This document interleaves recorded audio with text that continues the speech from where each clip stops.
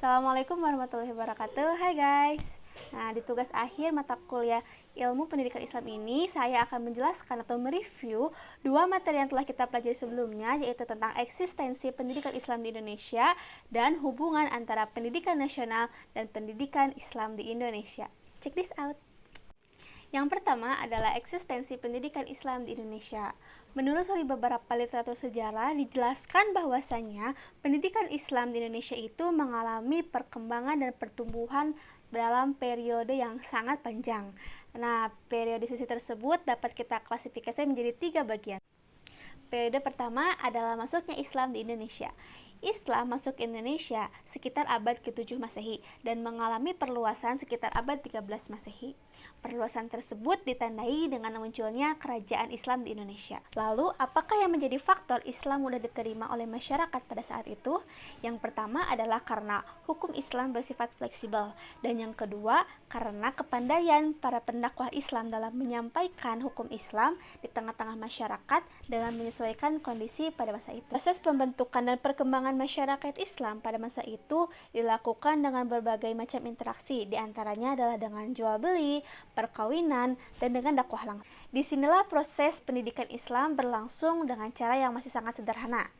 Jadi, para pengajar Islam melaksanakan pendidikan Islam itu secara bertahap, tidak langsung pada tahap yang ekstrim atau tahap yang tinggi, tetapi dimulai dengan hal-hal kecil yang sering terjadi di tengah-tengah masyarakat. Periode kedua adalah pendidikan zaman penjajahan. Pada periode ini kita bagi lagi menjadi 2 bagian, yaitu yang pertama zaman Belanda dan yang kedua adalah zaman Jepang. Yang pertama adalah pada zaman Belanda. Belanda menganggap bahwasannya pendidikan Islam yang berlangsung di pondok pesantren, di masjid, itu sama sekali tidak membantu Belanda dalam melaksanakan rencananya untuk membangun sekolah dasar bagi pribumi. Sebab Belanda beranggapan bahwasannya santri-santri yang belajar di tempat-tempat tersebut dianggap buta huruf Latin, sehingga sama sekali tidak dipandang oleh Belanda. Lalu pada tahun 1882, pemerintah Belanda membantu sebuah badan untuk mengawasi kehidupan beragama dan pendidikan Islam di Indonesia. Lalu Belanda mengusulkan kepada badan tersebut untuk membuat suatu peraturan yang membatasi para kiai untuk memberikan pengajaran kepada santri-santrinya atau kepada rakyat Indonesia. Karena pada saat itu sudah terbentuk beberapa organisasi pendidikan Islam, diantaranya adalah Muhammadiyah. Lalu keluar pula aturan untuk memberantas dan menutup semua madrasah yang ada di Indonesia. Kedua adalah zaman penjajahan Jepang.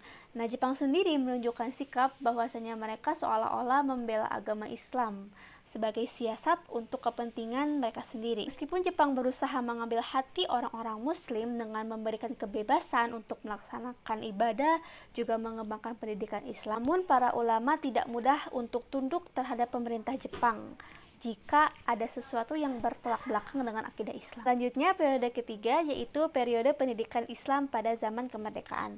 Nah, pada periode ini kita bagi lagi menjadi 2 bagian, yaitu yang pertama periode Orde Lama dan yang kedua adalah periode Orde Baru. Yang pertama adalah periode Orde Lama. Penyelenggaraan pendidikan Islam setelah kemerdekaan itu sudah diselenggarakan dengan baik dan mendapatkan perhatian yang serius dari pemerintah. Kemudian pemerintah menyarankan agar pendidikan agama Islam di sekolah itu mendapatkan tempat yang teratur. Selain itu, pendidikan Islam dan pondok pesantren juga mulai mendapatkan bantuan berupa materi dari pemerintah. Kemudian pendidikan Islam umum sudah diatur oleh pemerintah pada tahun 1946 dan secara konstitusional telah berjalan dengan baik. Periode kedua adalah periode Orde Baru. Pada masa ini, Indonesia sedang fokus untuk membangun masyarakatnya menjadi manusia seutuhnya dengan mengembangkan aspek jasmani dan juga rohani. Orde Baru lalu mengeluarkan kebijakan bahwasanya pendidikan agama Islam menjadi mata pelajaran wajib di sekolah negeri dalam semua jenjang pendidikan. Itulah sekilas mengenai eksistensi pendidikan Islam di Indonesia.